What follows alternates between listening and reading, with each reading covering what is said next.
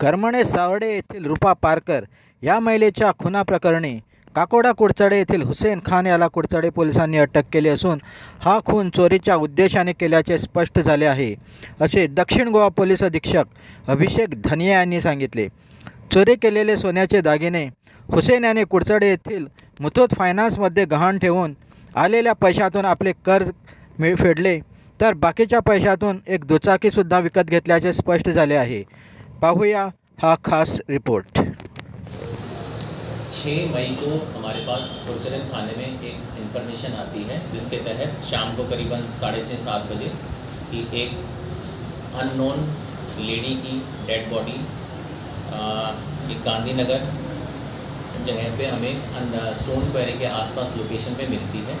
इस इन्फॉर्मेशन के बाद हमारी कुडचडे थाने की पुलिस स्टेशन की जो टीम है वो स्पॉट पे जाती है, एरिया को कॉर्डन करती है, डेड बॉडी को सीज़ करती है विद प्रॉपर पंचनामा और उसको पोस्टमार्टम के लिए भेज देती है.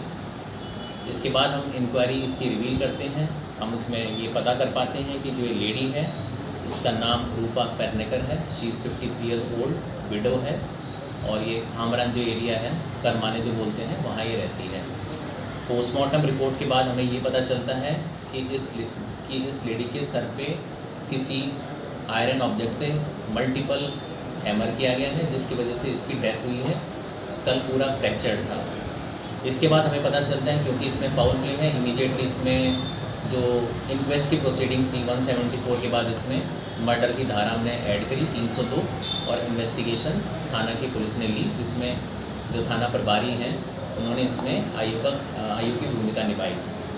क्योंकि ये बहुत ही सेंसिटिव केस था, ब्लाइंड केस था और एक लोकल लेडी है, विडो है, उससे रिलेटेड था.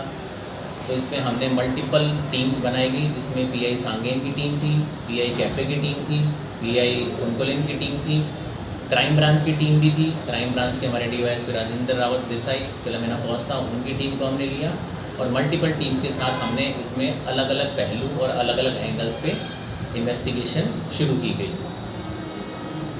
प्राथमिक इन्वेस्टिगेशन में हमारे पास कई तरह के क्लूज़ आए, कई तरह के एविडेंसेस आए, काफ़ी सारी लीड्स आई.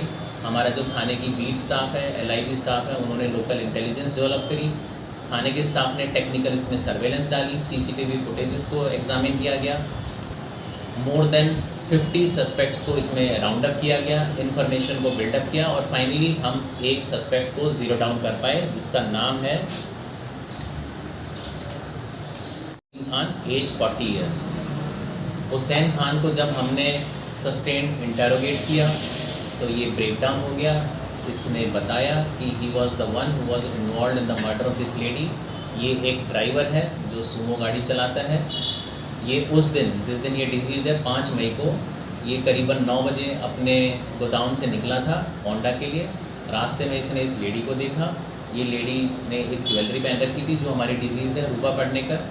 इसने एक गोल्ड की जो है मंगलसूत्र कम चेन था, जिसका वेट करीबन 40 ग्राम था. इसने उसको देखा, ये लेडी ने हाथ दिया रोकने के लिए. इसके बाद ये वापस घूम के आता है, इस लेडी को लिफ्ट देता है और आगे लेके जाता है. बाद में जाके क्योंकि इसकी इंटेंशन ही ख़राब थी, इसने रास्ते में गाड़ी रोकी किसी न किसी बहाने से. जो हमारी डिजीज़ थी रूपा, वो फ़ोन पे थी. ये पीछे से इसने डिक्की खोली, एक आयरन की रॉड थी जिससे इसने इसको हिट किया लेडी को. उसके बाद इसको मारने के बाद इसने डिजीज़ को जहाँ हमने इनिशियल उसमें जो बॉडी रिकवर करी थी वहाँ इसको डंप किया और उसके बाद ये आगे चला गया. इस पे हमारी जो मैं खासकर तारीफ़ करूँगा हमारे एसडीपीओ कैफे संतोष, एसडीपीओ कानकाना जो नहीं है यहाँ पे शिवेंदु, हमारे डिस्ट्रिक्ट की टीम, पीआई सांगेन, कैफे, कुंकोलिन और क्राइम ब्रांच की टीम फिलोमेना पॉस, राजू रावत देसाई और ख़ासकर जो साइबर टीम है, हमने साइबर पुलिस स्टेशन की भी टीम को यहाँ पे इन्वॉल्व किया था, ताकि जो टेक्निकल डेटा हमारे पास जो आया था उसकी प्रॉपर एनालिसिस और डेवलप करने के लिए. तो मल्टीपल टीम्स और एक प्रॉपर टीम वर्क के तहत हमने इस केस को आगे लिया और इस केस को एक लॉजिकल कंक्लूजन पे लेके आए. धन्यवाद. सर, उसका जो बैकग्राउंड है ना, जो क्रिमिनल का जो बैकग्राउंड कुछ है, क्रिमिनल बैकग्राउंड इसका कोई क्रिमिनल बैकग्राउंड नहीं है.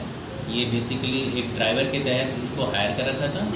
इसकी एक ये मैरिड है, इसकी बेटी है 4 साल की और वो भी इसके साथ नहीं रहते, तो ये अकेला ही था.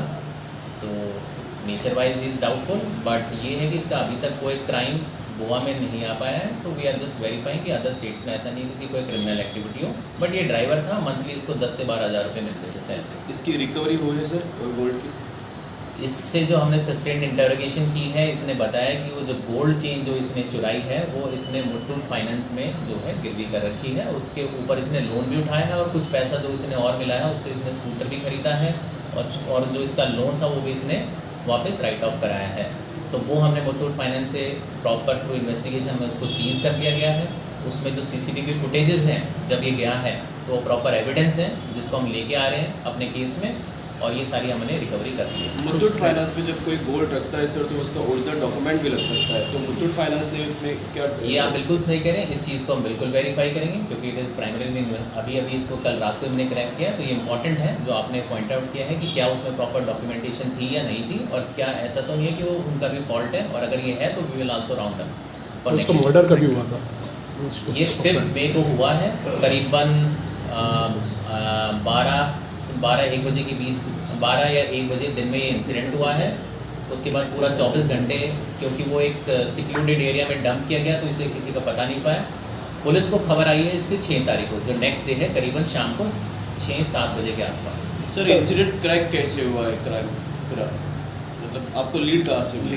देखिए, मैं इसमें कई सारी हमारी मल्टीपल टीम्स थी जो उस अलग अलग पहलू पे काम कर रहे थे। इसमें सबसे इम्पोर्टेंट रहा है हमारा एक तो टेक्निकल सर्वेलेंस, क्योंकि जो मोबाइल फ़ोन था जो डिजीज़ का था, जो इस अक्यूज़ ने लिया मारने के बाद और उसको जहाँ डंप किया, उस डंप एरिया से हम उस मोबाइल को रिकवर कर पाए, क्योंकि हमारे पास टेक्निकल सर्वेलेंस है, उसको पिन पॉइंट कर पाए। उससे हमें ये पता चल पाया कि इस इंसिडेंट को करने के बाद जो पाथ था, जो ट्रैक था, वो क्या रहा। उस पाथ के ऊपर फिर हमने मल्टीपल CCTV जितने भी लगे थे पूरे रोड पे उसको स्कैन किया, उसमें हमें कुछ सस्पिशियस व्हीकल्स मिली, हर एक को हमने आइडेंटिफाई किया, वेरीफाई किया, जिसके बाद इसको ज़ीरो डाउन किया गया। सर रूरल एरिया जो है ना कानपुर टू पुणे में पिंक फोर्स की ज़रूरत बहुत है। व्हेन विल बी इन्फॉर्मेशन आई है, उसमें नेसेसरी लीगल एक्शन लिया गया है और इसमें जो एक्शन बनता है वो हमेशा लिया जाता है। सर इस केस में ज़्यादातर CCTV फुटेज प्राइवेट लोगों के घर से ली गई है। आप बताना चाहेंगे कि कहाँ से, पंचायत या फिर म्यूनसिपैलिटी एरिया से कुछ CCTV फुटेज आपको मिले हैं या CCTV चल रहा है यहाँ पे? देखिए, ये अभी इन्वेस्टिगेशन का पार्ट है, क्योंकि जहाँ से भी हमने फुटेज लिए हैं उनको हमने इन्वेस्टिगेशन ले रखा है, तो इसको डिस्क्लोज़ हम अभी नहीं कर पाएंगे। लेकिन मैं आपके माध्यम से ये ज़रूर रिक्वेस्ट करना चाहूँगा, जो कि हम बार बार करते हैं। एक हमने CCTV इंस्टॉलेशन का ड्राइव है, पुलिस के एक लिमिटेड रिसोर्सेज होते हैं, इवन मैं कहूँगा गवर्नमेंट के भी लिमिटेड रिसोर्सेज होते हैं, तो एटलीस्ट जो लोकल सिटीजन्स हैं, खासकर जो व्यापारी लोग हैं जो अपना बिजनेस करते हैं, मेहरबानी करके अपने ऑफिसेज या अपने शॉप्स के बाहर CCTV लगाएं। ये आपकी सुरक्षा के लिए भी है, और कल को इस तरह के कोई केसेस होते हैं उसमें पुलिस को काफ़ी मदद मिलती है। तो इस चीज़ का ध्यान रखते हुए मैं आपके माध्यम से सभी को रिक्वेस्ट करना चाहूँगा कि जो बिज़नेस एक्टिविटीज़ में या जिनका भी घर है बाहर है, मेक श्योर कि आप CCTV लगाएं, ताकि कल को आपके साथ कोई इंसिडेंट होता है या आपके पड़ोस में होता है या रैंडम होता है, we get some leads. Sir last question, ये जो एक्यूज है वो प्रॉपर गोवन है या नेटिव है? कहाँ का गोवा में आके है? कहाँ से? कर्नाटक कर्नाटक है, बेसिकली कर्नाटक है। इसकी जो फैमिली है वो भी कर्नाटका में